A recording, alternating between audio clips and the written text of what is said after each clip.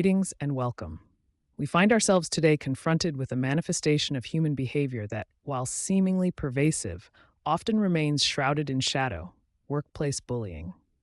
It is a phenomenon that gnaws at the very fabric of our social structures, particularly within the domains of professional endeavor. We must ask ourselves, what are the underlying forces that drive such destructive interactions? And, perhaps more importantly, what can we do to rectify them? Now, when we speak of workplace bullying, we're not merely addressing isolated instances of rudeness or disagreement.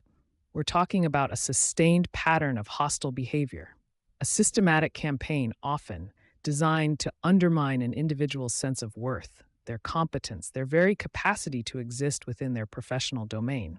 This can manifest in a multitude of ways: verbal assaults, the insidious spread of rumors, the deliberate exclusion, the sabotage of work, and the relentless, often subtle, erosion of one's professional standing.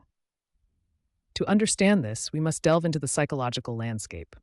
Human beings, we are hierarchical creatures. We establish hierarchies wherever we congregate. And within those hierarchies, there are those who seek to ascend, and those who, perhaps out of fear, or perhaps out of a more malevolent impulse, seek to diminish others. This impulse, this shadow, if you will, is not easily dismissed. It resides within us all to varying degrees. One must consider the role of responsibility, the abdication of responsibility, both by the perpetrator and, crucially, by those who witness the bullying and remain silent. The bystander effect, as it's known, is a powerful force. The fear of reprisal, the desire to maintain one's own position within the hierarchy, these factors contribute to a culture of complicity. And that culture, that silence, it allows the bully to thrive. And what of the victims? They often internalize the abuse, questioning their own competence, their own sanity. This can lead to profound psychological distress, anxiety, depression, even post-traumatic stress. The damage is not merely professional, it is existential. Now, what can be done? Firstly, we must articulate the problem. We must bring it into the light. Silence is the bully's greatest ally. We must establish clear, robust policies against bullying, and we must enforce them.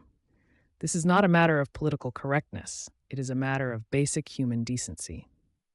Secondly, we must cultivate a culture of responsibility. Individuals must be empowered to speak out, to report instances of bullying without fear of reprisal, and those in positions of authority must take those reports seriously. They must act. They must restore order. Thirdly, individuals must strengthen themselves. They must cultivate a sense of self-worth that is not dependent on the opinions of others. They must learn to articulate their boundaries, to say no, to stand their ground. This is not easy. It requires courage, but it is essential. And finally, we must recognize that this is not merely an individual problem. It is a societal problem. It reflects a deeper malaise, a lack of respect for the dignity of the individual. We must strive to create a society where such behavior is not tolerated, where individuals are valued for their contributions, not diminished for their perceived weaknesses. This is a difficult task. It requires vigilance and it requires courage, but it is a task that we cannot afford to shirk. For the sake of our own humanity, we must confront this shadow and we must bring it into the light.